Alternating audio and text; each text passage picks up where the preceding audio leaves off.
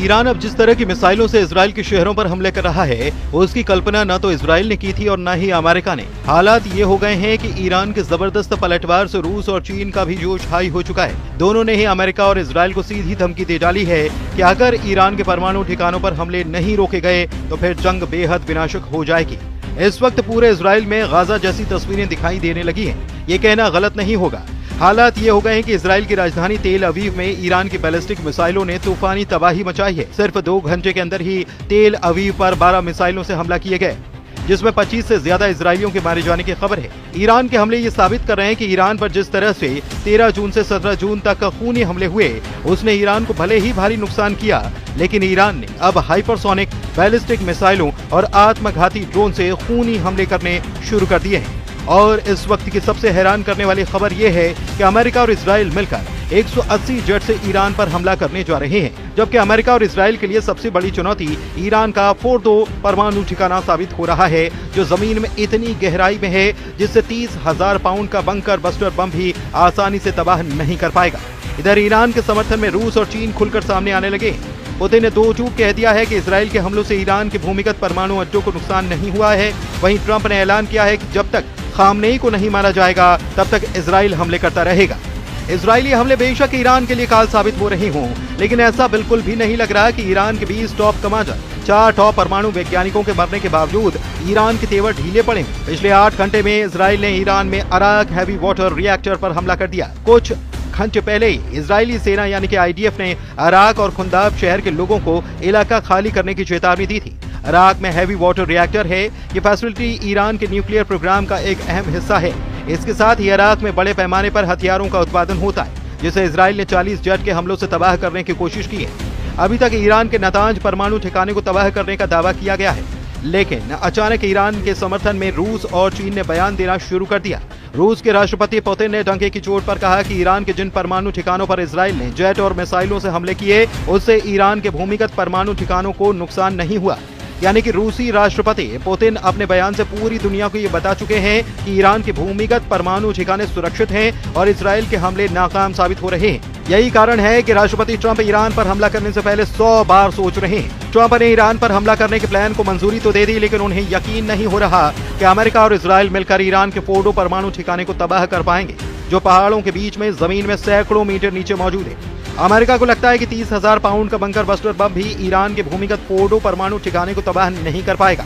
Axios की report के मुताबिक अमेरिकी राष्ट्रपति डोनाल्ड ट्रंप ने अपने सैन्य सलाहकारों से पूछा है कि क्या 30,000 पाउंड के बम ईरान के फोर्डो परमाणु संयंत्र को नष्ट कर पाएंगे। बंकर बस्टर बम, जिन्हें मैसिव ऑर्डिनेंस पेनेट्रेटर के नाम से भी जाना जाता है, अमेरिकी शस्त्रागार में, लेकिन इजराइल के पास बमों को तैनात करने के लिए आवश्यक हथियार या बम वशक नहीं है। फोर्डो को इतनी गहराई पर जमीन के अंदर दफनाया गया कि माना जाता है कि ये इजरायली हवाई हथियारों की पहुंच से बाहर है। पेंटागन के अधिकारियों ने ट्रंप को बताया कि उनका मानना है कि बम फोर्डो के खिलाफ काम कर सकते हैं। हालांकि अभी तक ये साफ नहीं है कि ट्रंप इस बात को लेकर आश्वस्त हैं या नहीं। एक्सियोस की रिपोर्ट के मुताबिक 30,000 पाउंड के बमों का इस्तेमाल कभी भी वास्तविक युद्ध में नहीं किया गया, केवल परीक्षणों में किया गया। इजरायलियों ने अमेरिकी अधिकारियों से कहा है कि भले ही वे बमों से फोर्डो को नष्ट नहीं कर सकते, लेकिन वे ईरान को मिट्टी में मिला सकते हैं। उधर अमेरिका के राष्ट्रपति ट्रंप का दावा है कि उनकी वॉर रूम में मीटिंग हुई है। कुछ लोग इसे सिचुएशन रूम कहते हैं। हम लोग ये देख रहे हैं और समझ रहे हैं कि हम इसके बीच में, ये खतरनाक हालात है और मुझे इसे देखना पसंद नहीं है। मुझे इतनी सारी मौतें और विनाश देखना पसंद नहीं है। मौत यही वो चीज है जिसे मैं देखना पसंद नहीं करता। ईरानी समाचार एजेंसी इरना के मुताबिक सुबह हुई बमबारी में ईरान का मकसद आईडीएफ खुफिया हेडक्वार्टर और सोरोका अस्पताल के पास बने एक बेस को निशाना बनाना था। इसीलिए इजराइल के सोरोका अस्पताल पर ईरान ने हमला किया। ईरान ने सेंट्रल इजराइल में स्थित स्टॉक एक्सचेंज बिल्डिंग पर भी मिसाइल से हमला किया। अरब मीडिया के मुताबिक इससे बिल्डिंग को काफी नुकसान पहुंचा है।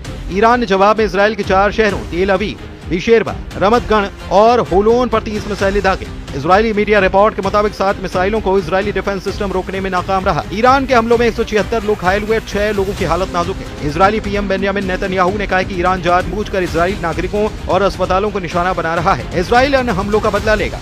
ईरान और इजराइल के बीच जंग 7वें दिन में पहुंच गई। अब तक इजराइल के 25 लोग मारे गए हैं, तो वॉशिंगटन स्थित एक ह्यूमन राइट्स ग्रुप ने दावा किया कि ईरान में मौत का आंकड़ा अब 639 हो चुका है और 1329 लोग घायल हुए हैं। इधर ईरान और इजराइल की भीषण जंग ने दुनिया को बांटना शुरू कर दिया है। रूस, चीन और तुर्की ने इजराइल का खुलकर विरोध करना शुरू किया है और साफ चेतावनी इजराइल और अमेरिका को दी है कि ईरान पर हमले बंद करो, वरना अंजाम बुरा हो सकता है। ईरान में अयतुल्लाह अली खामनेई की सत्ता रूस के लिए बहुत अहम है। एक्सपर्ट बताते हैं कि ईरान की बर्बादी रूसी राष्ट्रपति व्लादिमीर पुतिन के लिए न सिर्फ सामरिक झटका होगी, बल्कि उनकी इज्जत पर एक बदनुमा दाग भी लगा देगी। ईरान रूस का अहम आर्थिक और सैन्य साझेदार है। रूस ने ईरान में अरबों डॉलर का निवेश कर रखा है।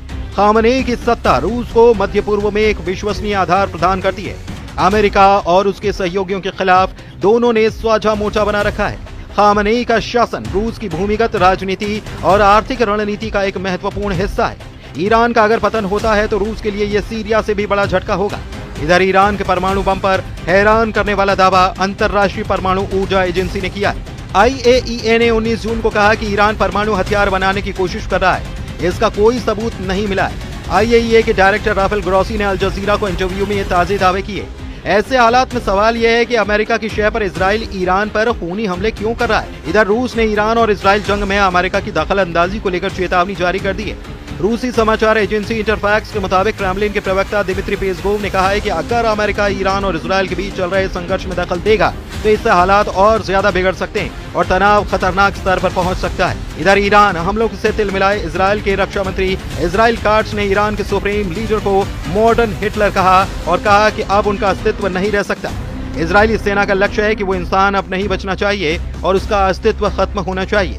इजराइल काट्स ने कहा कि खामनेई जैसे तानाशाह जो ईरान जैसे देश का नेतृत्व करते हैं और जिन्होंने इजराइल के विनाश को अपना लक्ष्य बना रखा है, उसे इजराइल को खत्म करने के इस भयानक लक्ष्य को जारी रखने या पूरा होने की अनुमति नहीं दी जा सकती। ईरान इजराइल युद्ध से जुड़े जानकारों के दावों के मुताबिक अगर ईरान के सुप्रीम लीडर खामनेई को इजराइल और अमेरिका मिलकर जान से मार देते हैं तो इससे पूरे मिडिल ईस्ट में भयंकर और तबाही वाला युद्ध शुरू हो जाएगा, जिसे ना तो रूस रोक पाएगा और न ही अमेरिका।